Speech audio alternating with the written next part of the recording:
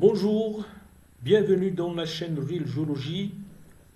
Dans cette vidéo, je vais vous présenter les systèmes de dépôt et les sédiments associés, c'est-à-dire quelques exemples de systèmes de dépôt et la répartition des dépôts, bien des sédiments dans ces systèmes. Alors pour commencer, je vais parler un petit peu de la zonation des environnements marins ou bien la zonation des milieux marins. Donc ici, on va s'intéresser surtout au domaine de sédimentation marin. Alors il existe différentes subdivisions verticales et horizontales de ces environnements marins. Sur des critères bien sûr qui peuvent être géologiques ou bien biologiques ou bien même océanographiques. On peut alors distinguer deux grands domaines, bien deux grands types d'environnements. Les environnements marins benthiques, correspondant au fond marin, et les environnements marins pélagiques qui correspondent à la masse d'eau. Donc ici, les benthiques, c'est en quelque sorte les milieux de dépôt en profondeur, et les environnements marins pélagiques, en quelque sorte, c'est en surface de l'eau. C'est là, correspond donc à la masse d'eau. Alors, les critères de topographie des fonds marins permettent également de distinguer deux grands domaines. Le domaine marin profond, qui correspond donc au talus sous-marin, et au bassin profond, et à l'aride milieu océanique. Donc il s'agit là d'un domaine marin profond qui correspond en quelque sorte en surface au domaine pélagique. Puis vous avez le domaine marin peu profond qui correspond généralement à ce qu'on peut appeler le plateau continental ou bien la plateforme carbonatée. Il s'agit donc d'un milieu, bien d'un domaine très peu profond qui peut correspondre au domaine néritique également en surface. Alors la zonation verticale plus précise prend en compte un certain nombre de facteurs contrôlant la répartition des organismes et ou la composition et la texture des sédiments. Alors ces facteurs-là sont généralement qualifiés de facteurs intrinsèques, c'est-à-dire des facteurs propres au milieu de dépôt. Donc on peut citer par exemple les marées. Les marées contrôlent en quelque sorte la distribution des organismes dans les environnements marins. Vous avez l'action des vagues, des courants et des tempêtes. Ils contrôlent en général l'abrasion, le tri des sédiments et la cimentation des sédiments. La température de l'eau contrôle la répartition ou bien la production des carbonates. Il y a une limite qui s'appelle la thermocline. Cette limite-là contrôle, si vous voulez, la production des carbonates dans les environnements marins. Vous avez également la salinité de l'eau. La salinité de l'eau limite, si vous voulez, limite la distribution, si vous voulez, des organismes. Il y a une limite qui s'appelle la pycnocline qui intervient dans la répartition, bien la distribution des organismes dans les eaux marines, bien sûr. La lumière, quant à elle, elle contrôle surtout la répartition des organismes photosynthétiques. Puis vous avez l'oxygénation de l'eau aussi. C'est un facteur qui contrôle, si vous voulez, la vie des organismes dans et sur les fonds sous-marins. Ainsi donc, la répartition des interfaces définies par ces facteurs permet de proposer une subdivision bathymétrique des environnements marins utilisés généralement en sédimentologie. Alors ici, vous avez donc cette zonation des environnements marins. Vous avez une zonation verticale et vous avez une zonation latérale. Alors comme vous voyez ici, vous avez des limites. Par exemple, limite d'action des vagues de Bouton, ici.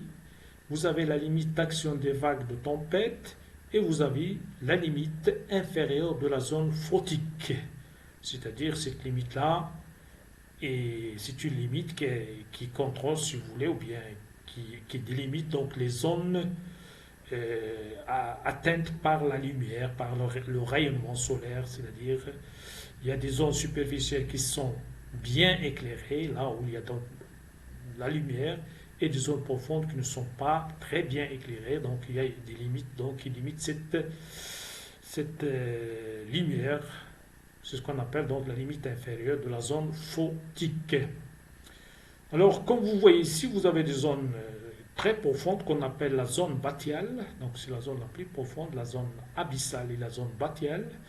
Puis, quand on monte du bassin profond, bien du domaine profond vers le domaine peu profond, ici, au niveau par exemple de la plateforme, tout ça donc c'est la plateforme carbonatée, bien sûr en passant par le talus. Alors au niveau de la plateforme, donc on a une zone subtidale, c'est la zone la plus profonde de la plateforme. Puis vous avez la zone intertidale, c'est la zone de balancement des marées. Puis vous avez la zone supratidale qui est carrément du côté du continent. Puis vous avez d'autres subdivisions, comme j'ai dit. Par exemple ici, la zonation en surface et latérale ici. Vous avez donc l'arrière-plage, la plage et l'estran. Vous avez l'avant-plage et vous avez le large ici, ou bien ce qu'on appelle en anglais l'offshore, composé de deux grandes parties. La partie supérieure, donc on parle du large supérieur et du large inférieur. Alors ici, vous avez donc la zonation bathymétrique et spatiale des milieux de dépôt marin, ou bien des environnements marins. Maintenant, on va passer à voir la répartition des systèmes de dépôt dans ces domaines. Donc, comme j'ai bien expliqué, on a donc trois principaux domaines donc, de sédimentation. Vous avez le domaine continental, qui comprend en général les milieux alluviaux, les milieux glaciaires et les milieux éoliens, par exemple. Vous avez le littoral, c'est la zone de transition, bien le domaine de transition entre le continental et le marin. C'est en quelque sorte ce qu'on appelle donc le domaine de transition. Il comprend la plaine côtière et l'avant-côte, c'est-à-dire comprend la plage par exemple, et tous les autres milieux, bien des systèmes du domaine littoral. Puis vous avez le marin, le domaine marin, qui est composé de deux sous-domaines, c'est-à-dire un domaine très peu profond de plateforme, bien de plateau continental, et un domaine de bassin profond, qu'on appelle ici le large inférieur et le large supérieur. Le domaine continental donc, comprend les milieux de dépôt tels que les piédements, tels que la plaine alluviale par exemple. Alors ici, on va voir la répartition du système de dépôt dans ces trois domaines. Alors, le système de cônes alluviaux, comme vous voyez ici, donc, on les trouve surtout dans le domaine continental et dans les milieux de piédements, c'est-à-dire au pied des montagnes. Donc, ce sont des cônes, ce sont des systèmes en forme de cônes qui se déposent au pied des montagnes. Vous avez au niveau de la plaine alluviale, par exemple, on peut trouver le système fluviatile, tout ce qui est cours d'eau, tout ce qui est fleuve, rivière, etc. Comme on peut trouver également les systèmes lacustres, des lacs. Puis bien sûr, on peut trouver également les systèmes éoliens, comme indiqué ici, et puis les milieux glaciaires, ou bien les systèmes de dépôt glaciaire, par exemple. Tout ça, donc, c'est dans le domaine continental, c'est-à-dire un domaine aérien, avec parfois bien sûr de l'eau, mais de l'eau douce, telle que dans les systèmes fluviatiles et dans les systèmes lacustres par exemple. Les deltas, les systèmes deltaïques, par exemple ici, donc on les trouve au niveau du littoral et plus particulièrement au niveau de la plaine côtière. Mais parfois, le delta peut avancer, prograder jusqu'à ce qu'il arrive au large supérieur, dans certains cas. Hein. Puis vous avez les plages, comme je viens de le dire, les plages également, donc on les trouve surtout au niveau de la plaine côtière, mais la plage également, le domaine de plage peut avancer jusque parfois au large supérieur. Vous avez également les replats de marée. Les replats de marée en général, on les trouve dans la zone de passage entre la plaine côtière et l'avant-côte. Les îles barrières plus les lagons, la même chose. Les îles barrières, en général, les îles barrières, les récifs, les barrières récifales par exemple, les lagons, on les trouve en général dans le domaine d'avant-côte. Puis ici, vous avez des exemples des systèmes turbiditiques, c'est-à-dire des dépôts turbiditiques. Il s'agit là de ce qu'on appelle des éventails sous-marins qu'on trouve généralement déposés en bas des pentes sous-marines ou bien en bas des talus sous-marins. Il s'agit là de dépôts déposés par des courants de forte densité qu'on appelle les courants de turbidité. Il s'agit donc de dépôts, en gros, des dépôts gravitaires déposés par les courants de turbidité.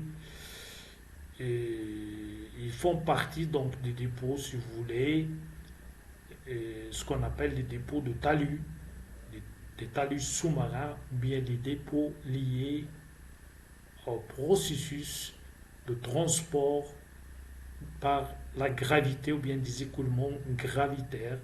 On peut citer par exemple des exemples de dépôts en masse ou bien des dépôts de slumping, les slumps, qu'on trouve généralement au niveau donc des talus sous-marins. Puis vous avez également ici, donc ici il s'agit des systèmes turbiditiques, il s'agit de dépôts, si vous voulez, des dépôts alloctones, c'est-à-dire déplacés à partir donc des plateformes et des talus sous-marins et déposés dans un milieu profond, un milieu marin profond, avec des dépôts, si vous voulez, pélagiques ou bien des dépôts, des faciès par exemple, distaux par exemple.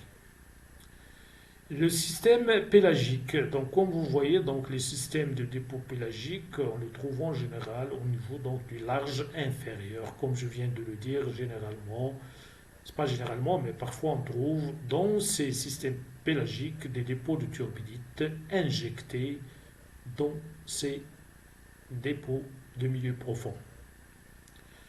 Voici donc des exemples de systèmes de dépôt et leur répartition dans les trois domaines donc, de sédimentation, à savoir le domaine continental, le littoral et le domaine marin. Maintenant, on va voir la répartition des éléments, les principaux éléments qui composent donc des roches de systèmes de dépôt. Alors, vous avez le premier ici, ce qu'on appelle les silicoclastes. Silicoclastes, donc, ce sont donc des éléments terrigènes, c'est-à-dire ce qu'on appelait des débris solides, ou bien les silicoclastes, c'est-à-dire les débris terrigènes issus d'une érosion mécanique. Alors ces silicoclastes-là, ou bien les éléments terrigènes, on peut les trouver partout, comme vous voyez ici, dans les trois domaines de sédimentation, depuis le continent jusqu'au marin profond. Vous avez les carbonates. Les carbonates, c'est presque la même chose que les silicoclastes.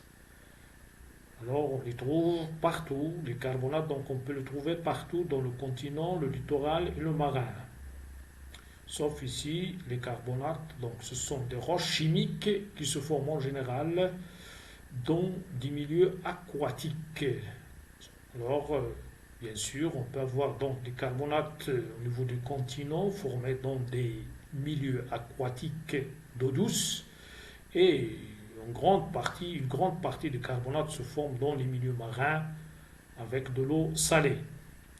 Puis vous avez les évaporites, les roches évaporitiques. Généralement, on les trouve dans le continent, bien au niveau des continents, au niveau des milieux aquatiques du domaine continental et dans le milieu marin. Alors ici, on les a représentés dans le marin, c'est-à-dire le large supérieur et le large inférieur, mais on peut les trouver aussi au niveau du littoral. C'est au niveau du littoral où on a un grand nombre de systèmes de dépôts dans lesquels peuvent se précipiter des minéraux évaporitiques. Exemple, par exemple, des lagunes, exemple des sebkha, par exemple, etc. Vous avez le carbone. Le carbone, donc, c'est la matière organique. En général, on peut la trouver dans le domaine continental, au niveau du talus, en bas du talus, c'est-à-dire au large supérieur et dans le large inférieur. Alors le carbone peut avoir deux origines, soit une origine marine ou bien une origine continentale. La silice, la silice, on la trouve en grande partie dans le domaine continental, se forme donc de silice, on peut avoir donc le quartz, la cassidoine, etc. Mais on peut la trouver également dans le domaine marin, surtout au-delà de la CCD, c'est-à-dire au-delà de la limite de compensation des carbonates. Alors ici, pour les carbonates, bien sûr, on ne peut pas les trouver au-delà de la CCD. On les trouve avant la CCD. Mais après, les carbonates sont dissous et on ne trouve que de la silice qui va se précipiter dans les grandes profondeurs. Je vous remercie pour votre attention.